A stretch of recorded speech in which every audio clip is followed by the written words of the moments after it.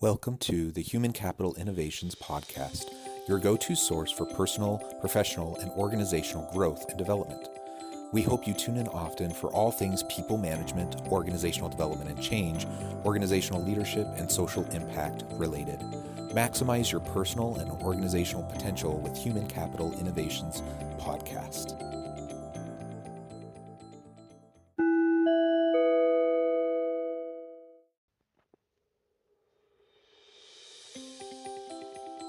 Welcome to the Human Capital Innovations Podcast. In this HCI podcast episode, I talk with Jeffrey Hull about the art and science of leadership in a changing world.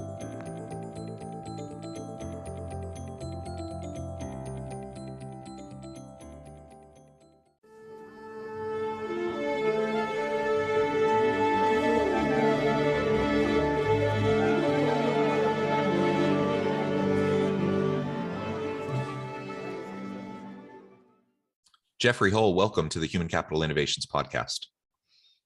Thank you. It's a pleasure to have you. I'm excited to have a nice conversation. And you're joining us from the Netherlands today. So welcome and good evening to you. It's morning here in Utah. I'm excited to chat with you today. We're going to be exploring topics in your book titled Flex, the art and science of leadership in a changing world. I think looking at the changing world in and of itself is an important and timely topic, but the art and science of leadership, I love the way you frame that because I believe it is an art and a science. There's lots of science, in fact, around leadership models and leadership approaches and characteristics and what we can do to develop ourselves, but there's a certain level of just art behind how we hone our skills and how we personalize our approach so that it's unique and genuine to ourselves and how we interact with other people. So I'm excited to explore that with you today. As we get started, I wanted to share Jeffrey's bio with everybody. Jeffrey Hull is CEO of Leadershift Inc., a leadership development consultancy based in New York City, and author of the best-selling book, Flex, the art and science of leadership in a changing world, from Penguin Random House in 2019.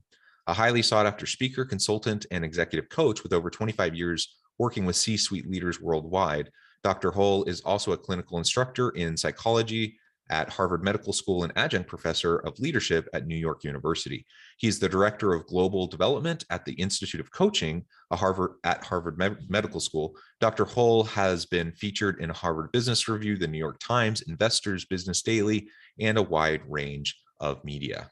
What a pleasure to have you. You have such a tremendous background. Before we launch on into the conversation, anything else you would like to share with listeners by way of your background or personal context? I don't think so. No, you covered a lot of the territory right there.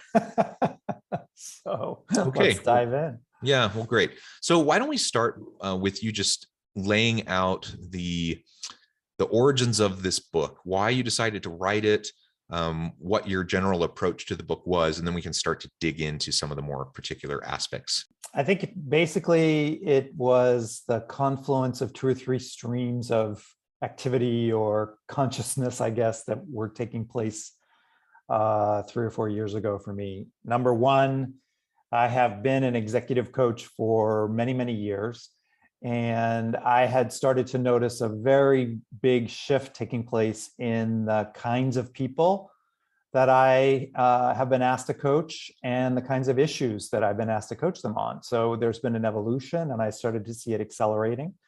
So there's big changes going on in my own practice.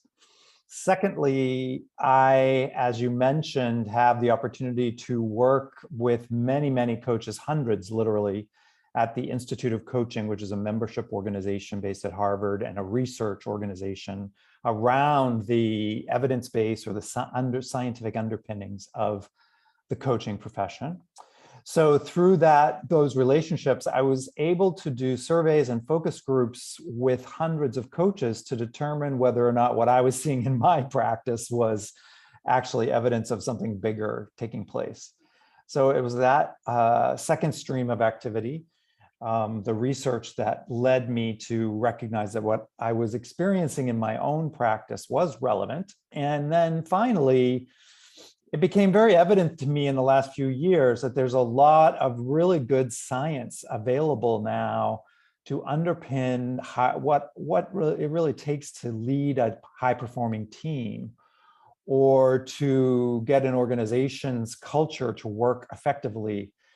And a lot of that science is really not out in the mainstream. I mean, it's like locked up in the academic journals, and geeks like me and probably like yourself like to read about it. But one of my intentions in putting together the research and the anecdotes and the studies together in an accessible book about leadership was because I really believe it's time for a lot of this information to be out in the mainstream.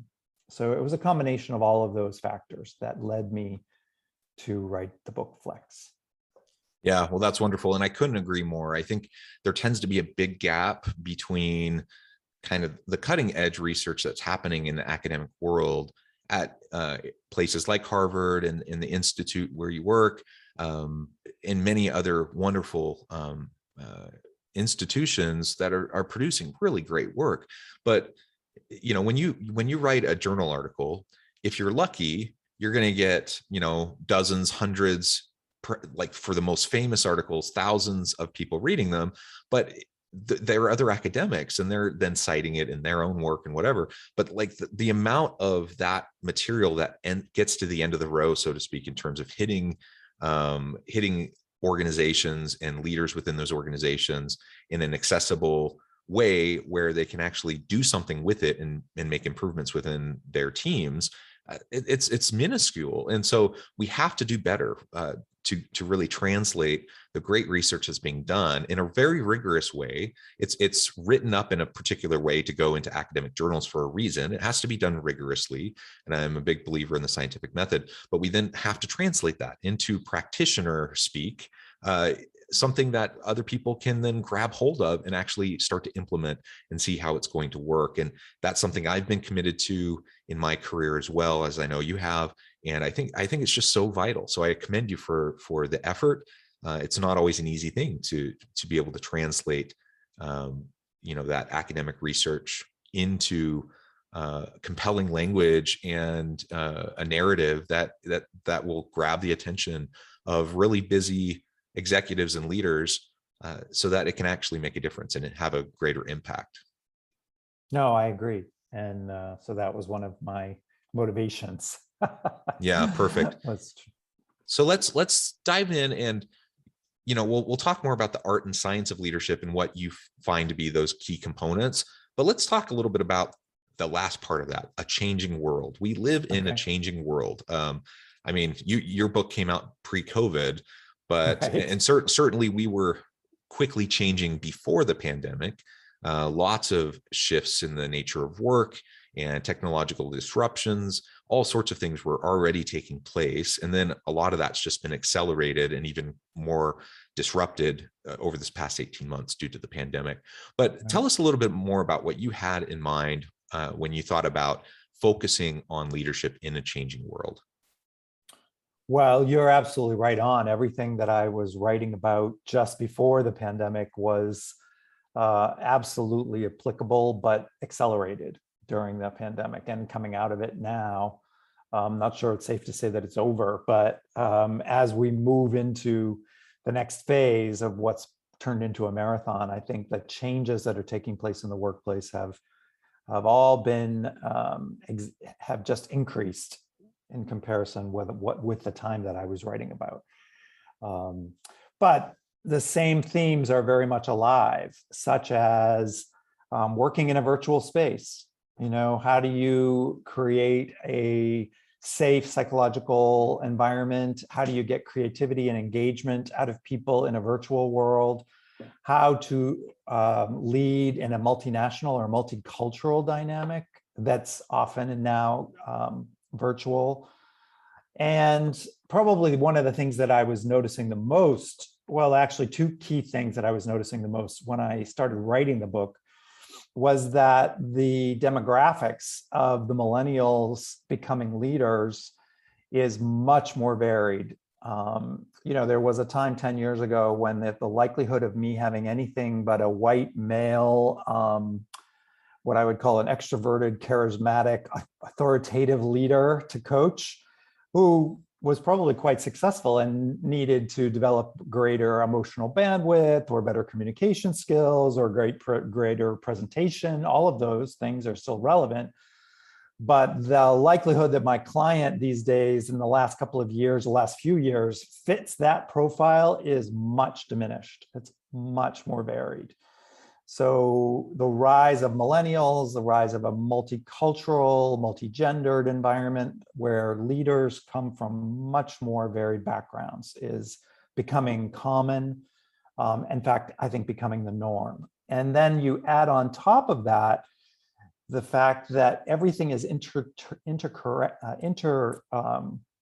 what's the right word? It is intertwined technologically and flattened because the hierarchies are becoming flatter and people are more networked and everyone has 24-hour-a-day access to information. And what you end up with then is a much more, on the one hand, a more democratically conducive environment to brainstorming, to networking, to getting the best out of a team dynamic. But you also have issues with control and accountability and multi-dimensional communication because people are using all sorts of different communication modes these days, obviously in hybrid work and virtual work.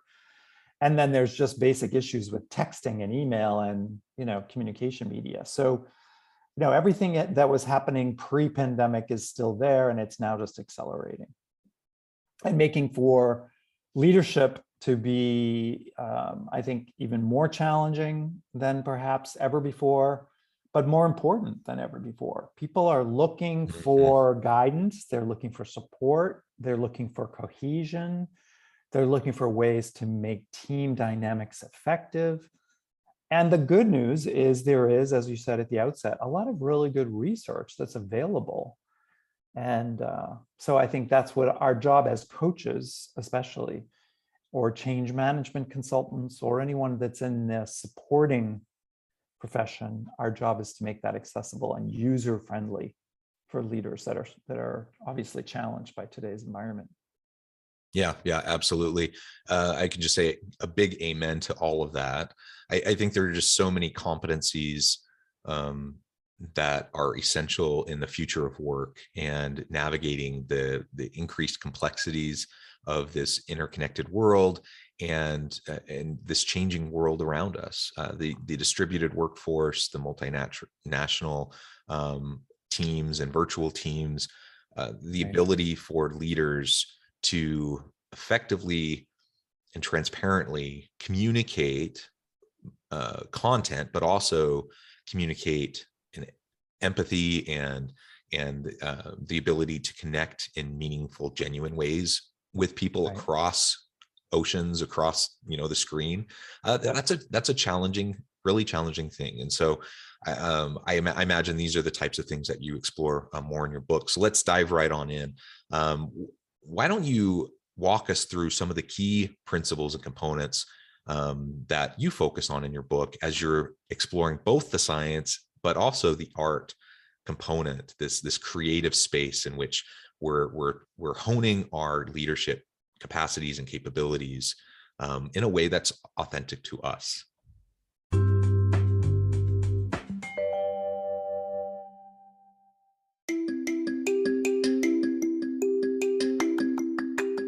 I'm excited to announce the publication of my new book from HCI Press, Bluer Than Indigo Leadership: The Journey of Becoming a Truly Remarkable Leader.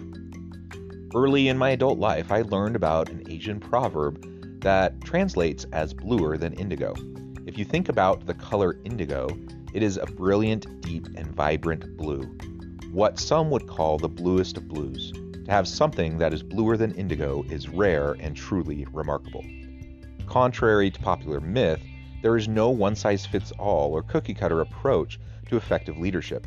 There's no silver bullet, no secret sauce, no go-to model that will solve all of our problems.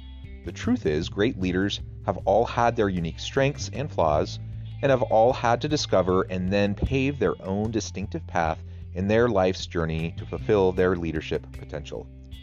Bluer Than Indigo Leadership will help you discover your own path and explore those ordinary, everyday actions that will help you respond to an uncertain future and produce extraordinary results for individuals, teams, and organizations.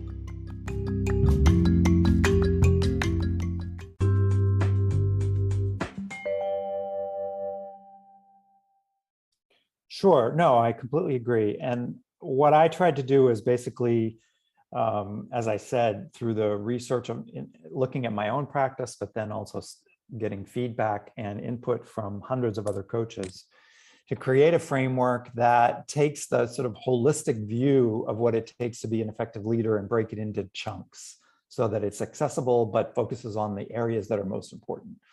And that there's three key domains that will make perfect sense, I think, to most people: intellectual domain, or a cerebral domain, where we're asking our leaders to be rational in their decision-making and in their thought process.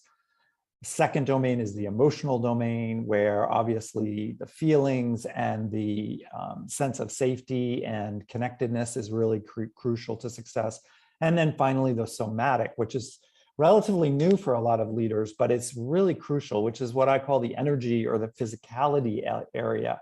And it's an irony in today's virtual world where people are doing so much work virtually and using Zoom and other video conferencing capabilities, where in actuality, the physicality connective tissues of communication are more important than ever. It's an irony that you're not actually maybe in the same physical space, but the energetic aspect of your leadership is more important than ever. So there's the cerebral, the emotional, and the somatic. And I focus on all three of those and then divide it further into areas that are key to leadership effectiveness, like decision-making, flexibility. And again, my whole book is really about developing agility, in all of the different domains.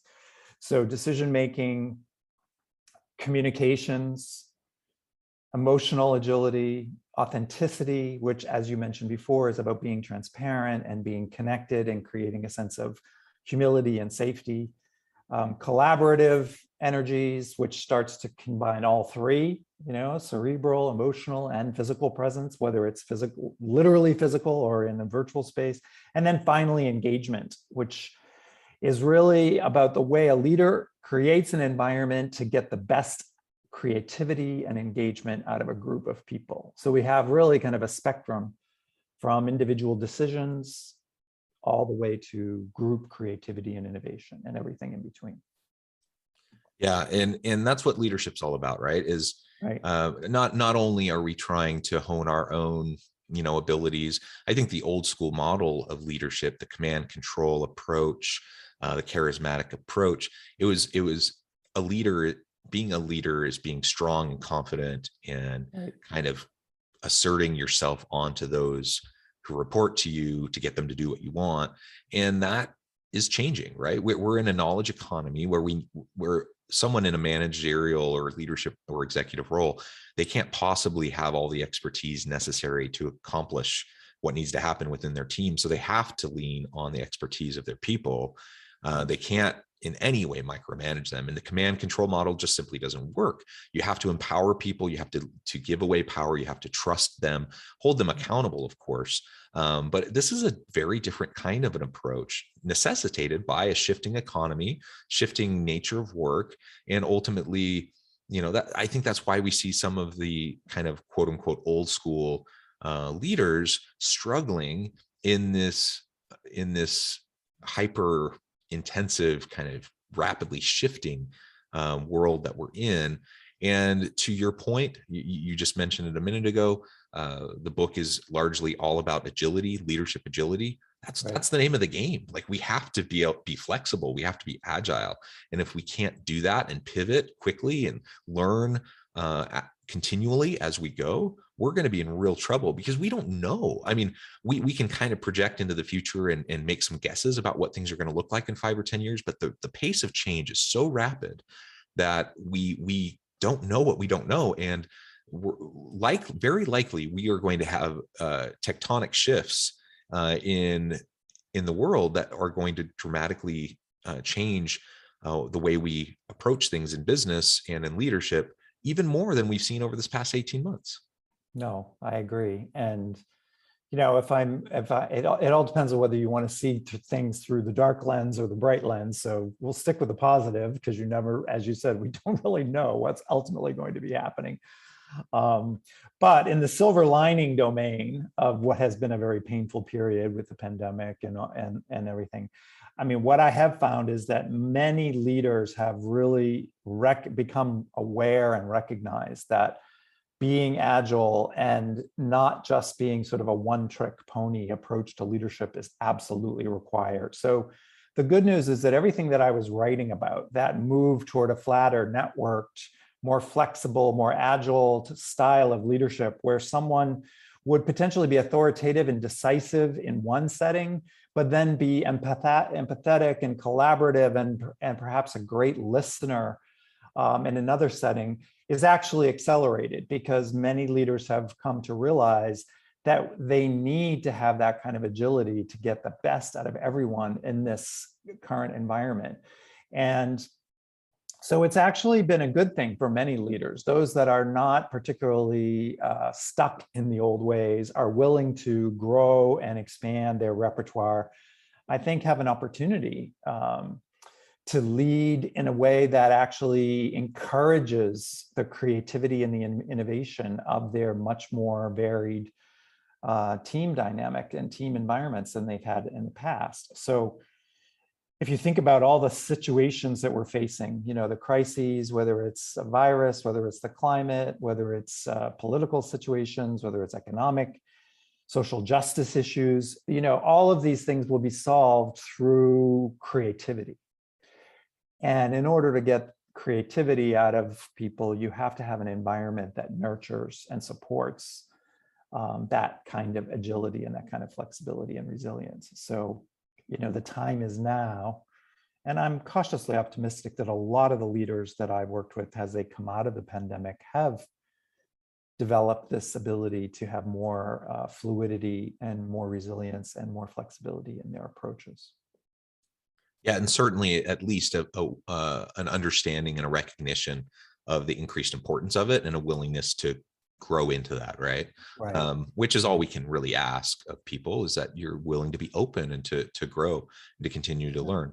Yeah, I've been very impressed that, for example, old line manufacturing company here based in Europe came to me and asked me to do a webinar to teach some of the plant management about positive psychology and the impact of compassion, self-awareness, empathy, some of the achievements and social cohesion, and some of the things that have been studied by psychologists for years. And so to have a car manufacturing company come and say they want someone like myself as a psychologist or a coach to come and make that information accessible to their plant managers and to help distribute that information to a broader audience, that kind of thing I find very encouraging.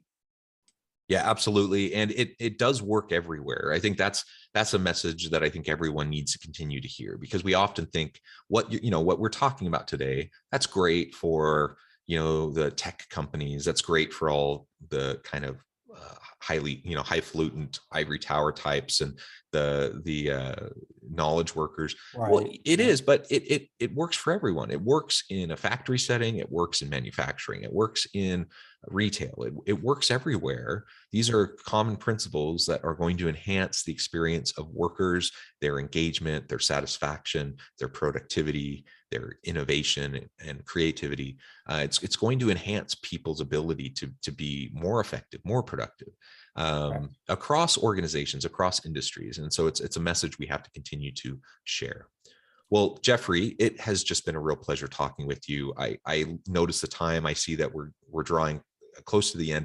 I wanted to make sure that I gave you a chance before we close to share with listeners how they can get connected with you, find out more about your work, where to find your book, and then give us the final word on the topic for today.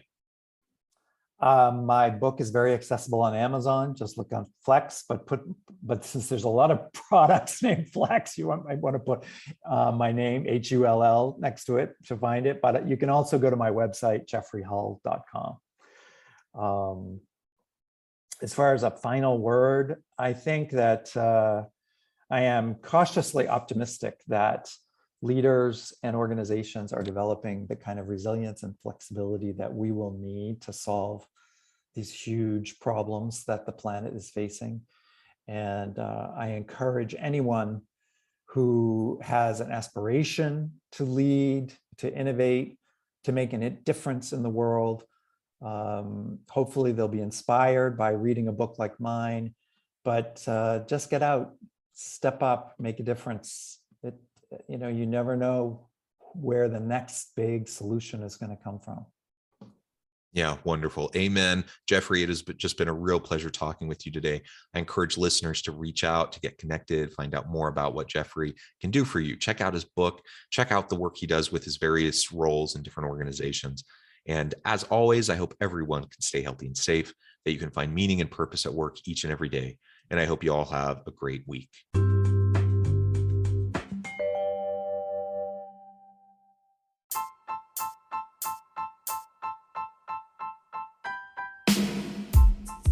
The alchemy of truly remarkable leadership. Ordinary, everyday actions that produce extraordinary results. Consider how the nature of work has shifted over the past 50 years. With increased globalization, rapid technological advancement, and the shift in economic composition, the average job of today looks very different than the average job of 50 years ago. What will the jobs and organizations of tomorrow look like? Moreover, what does this all mean for organizational leaders? What are the core competencies and capabilities of organizations and their leadership that are prepared for continued disruption and geopolitical and socioeconomic shifts? Regardless of what the future holds, increasingly, leaders need to be socially minded, data-driven, decisive, champions of talent, and disruptors of the traditional notions of leadership, teams, organizations, and work. The alchemy of truly remarkable leadership will help you to explore your own leadership competencies and capabilities and consider ways to apply and implement them into your workplace and personal life.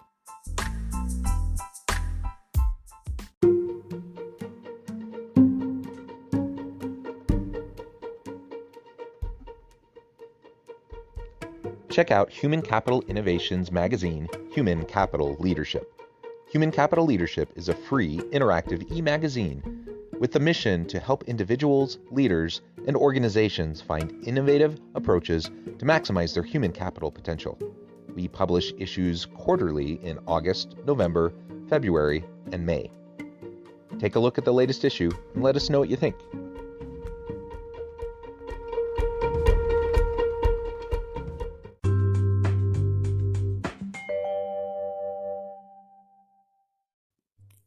Thanks again for joining us for this episode of the Human Capital Innovations Podcast. I hope you stay healthy and safe and that you have a great week.